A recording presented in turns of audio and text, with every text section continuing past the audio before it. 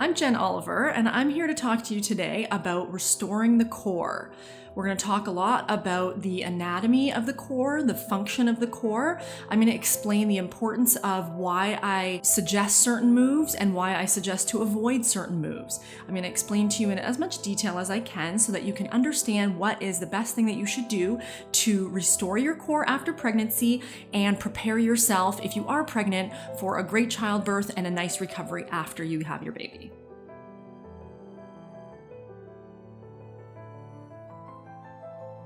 Did you know that a stronger pelvic floor gives you a flatter belly, not more crunches?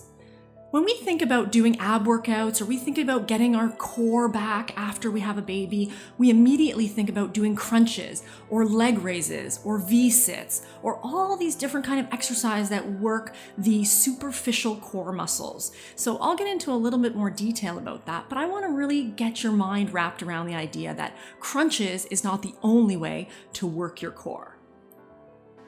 So when we think about the core, usually we think about these superficial core muscles. And superficial is an anatomy term for the muscles that are right under the skin.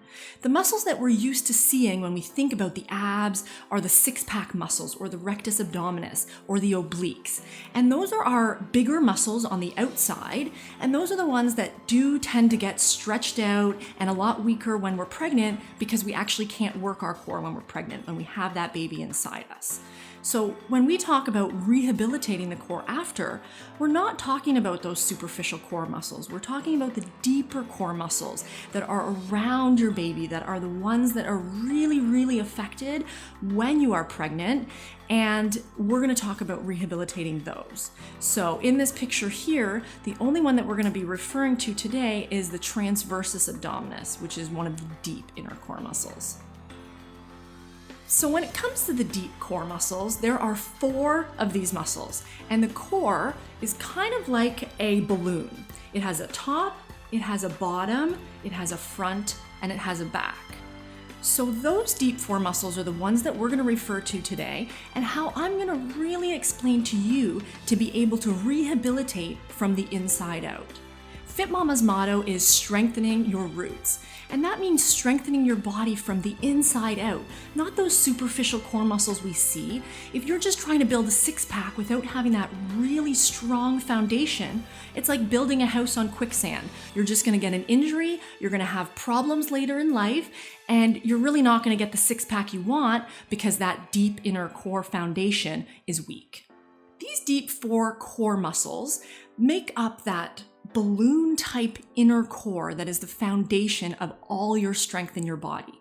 And when we talk about building that, we talk about the top of the balloon, which is the diaphragm. We talk about the bottom, which is the pelvic floor. We talk about the front deep core muscles, which is the transversus abdominis or the TVA, and the deep core muscle of the back is called the multifidus. These muscles work synergistically to strengthen your body and anticipate all the muscles movements that you do in all the movements that you do, whether you're lifting a weight, whether you're picking up your baby, whether you're standing there, whether you're walking. All of those moves are contingent upon a strong foundational deep core muscle. The pelvic floor is like a bowl at the bottom of your pelvis. Your pelvis is a series of bones, and the muscles of your pelvic floor actually hold up all the organs inside your body. That includes that baby as it starts to grow.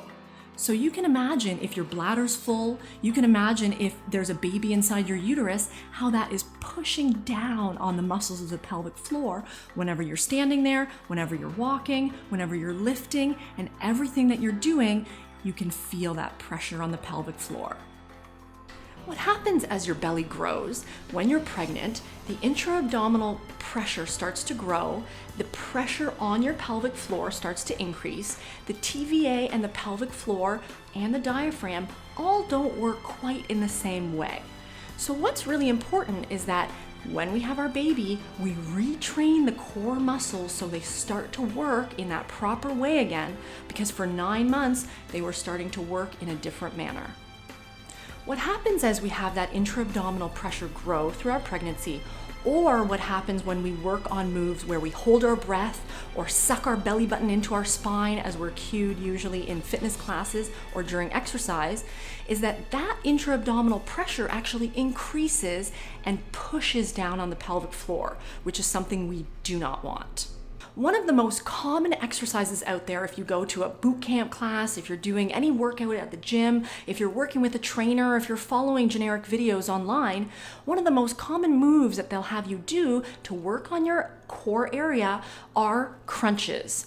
As you can see from this diagram, that as you move forward in that crunching fashion, you increase that intra-abdominal pressure. Whether or not you have a baby inside your belly, you're creating such a high intra-abdominal pressure that you are pushing down on that pelvic floor in a way that can actually harm your pelvic floor. There are many consequences to doing things like crunches or leg raises when you're creating that high intra-abdominal pressure. Incontinence, for example, is one of them. Incontinence is when you're having any leaking out of the bladder any time that you don't want to. Even if you're running up the stairs, holding your baby, you haven't peed in hours, and then you sneeze and a little bit leaks out, that is still incontinence.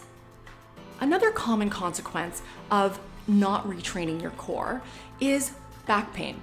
Back pain is something that we as new moms commonly have, and just like the leaking issue, we tend to say, oh, well, everybody's got it. Back pain's common. I'm nursing, I'm putting my baby down, I'm picking my baby up, I have multiple children, I'm carrying them around. Back pain is common. I want to urge you to understand that even though things are common, it doesn't mean they're normal, and it doesn't mean you have to live with them. Now I want to talk to you about the retraining process of the core. The core, as I've explained it, are those 4 deep core muscles that we're talking about here. And as I explained to you how they disconnect a little bit from your brain and they don't function in the exact way that we want them to, when we have our baby and we want to retrain our core, this core breathing technique is the key component to reconnecting those deep core muscles and having them function as they were before. For this core breathing technique, I'd like to have you sit comfortably on the edge of a chair with your feet planted on the ground, or you can sit comfortably cross-legged on the ground if that's more comfortable to you. I want you to close your eyes so that nothing distracts you from what I'm trying to say here. It's a very simple breathing technique and it's very effective, but you really have to listen, and it does take some practice to reconnect with these muscles. So after you get a few of those inhales and exhales down, I want you to think about pausing between the inhale and exhale, and I want you to imagine your pelvic floor, the bottom sitting in your pelvis. I want you to imagine the hole, the opening of your vagina. Imagine a blueberry sitting underneath you as you sit there, and that opening of your vagina is going to pick up that blueberry and pull it up towards your cervix as you're exhaling out your mouth. So you're inhaling and expanding, then that point in between the inhale and exhale, pick up that blueberry. As you blow out, you're pulling up the blueberry towards your cervix. At the same time as exhaling, pulling the blueberry up, I want you to imagine a belt around your lower hip bones that you're gonna tighten consciously. As you pull the blueberry up and in, you're going to tighten that belt around your hips at the same time. So imagine inhaling, opening up the diaphragm, relaxing the pelvic floor, picking up that blueberry, pulling it up and in, and tightening that belt around your hips right at the end as you exhale. I want you to practice that for 10 to 15 breaths at least once a day. I promise you, you will find amazing results in just the reconnection of your brain to your pelvic floor and your TVA specifically. You will retrain those muscles to work in that anticipatory fashion as they were prior to you getting pregnant. I want to help you get the confidence to be bikini ready and healthy at all times of the year. Not just when you decide to diet, or just when you want to lose weight, or just when you want to get into your bikini, and even if being in a bikini isn't your goal. Getting back into a bikini was my goal as a trainer, a nutritionist, and as a coach, because I wanted to empower women and show women that it can be done. Just because everybody tells you you'll never get into a bikini again or your life is over when you have children, I wanted to show you that you really can. It doesn't have to be your goal, and if you don't want to wear a bikini, it's not the end of the world, but I want you to believe that it's something that is possible. A crash diet or following some kind of cleanse or some kind of quick fix system is not the answer to getting the body you want and living the healthy lifestyle that you want. The important thing to note is that when you are in the postpartum phase and you're working on your core retraining, that you don't go back to doing some of the moves that you did before. If you were someone who did crunches or V-sits or leg raises, the important thing is to know that you created a lot of intra-abdominal pressure while you were pregnant, and you don't want to do more damage to your pelvic floor and end up with any of the consequences. You can still have a flat tummy and a very strong core without doing some of those moves. So confidently say no to those moves if a trainer or a video has you doing those. You can decide what's best for your body. The important thing to think about postpartum is that even if you want to get back to where you were pre-pregnancy, you really want to do it from a place of love, from a place of nurturing, from a place of knowing that your body needs to heal after you had a baby. Whether you had a C-section or you had a vaginal birth, you had a lot of pressure on that pelvic floor. You had 9 months of intra-abdominal pressure. You maybe had a traumatic birth experience, and you really need to give your body time to heal. It's really important. As you go through this rehabilitation process, I want to encourage you to go see healthcare practitioners that can help you in your quest to rehabilitate your body. A pelvic health physiotherapist is brilliantly trained in understanding the pelvic floor, in feeling where your pelvic floor might need assistance. Maybe you don't need to do more Kegels. Maybe one side of your body is different than the other side of the body. Maybe you're not doing the breathing exercises correctly and you're actually not retraining the core. Going to see a pelvic health physiotherapist after you have a baby is vital to your rehabilitation. In addition to a pelvic health physio, I encourage you to go see healthcare practitioners such as a chiropractor, a massage therapist, an osteopath, a doctor, a nutritionist, a personal trainer who is trained in this area. And I encourage you to really get a holistic perspective on how to retrain your body and realign your body to get it back to the place that it was before. It's really important to see someone, especially if you're feeling signs of postpartum depression or the baby blues. Taking care of yourself and your mental health is paramount to your recovery after baby. One of the really great programs that I created is an ebook called The 21 Days to Love Your Body.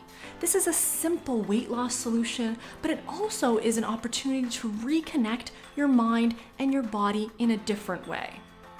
My background in psychology allowed me to create this book along with my experience with clients because I really found that there was a disconnect in the fitness industry with the physical and the mental side of things. In this book, I take you through your barriers, I take you through awareness of the daily habits that you engage in and how those habits can be contributing to where you are and how we can get those out of the way so that you can get to where you want to be. So what now? Well, I have some prenatal training programs available on JSC Lifestyle. I will send you the link to those. In addition to that, I really want you to join our private FitMama Facebook group where we can help motivate you. You'll always see new recipes come up and new challenges, and you can join in on those. And it's a really good way to stay consistent with a supportive, motivating community. So I wanted to introduce you to the FitMama way. And that's really just one step at a time. Looking at yourself, looking at your situation, and being understanding and compassionate with yourself, where you've come, what you've gone through, what your new life situation is like. Once we have a baby, things don't return back to exactly the way they were, and that's okay, they're better. We just have to learn to work within those parameters and still focus on taking care of us as well as our baby.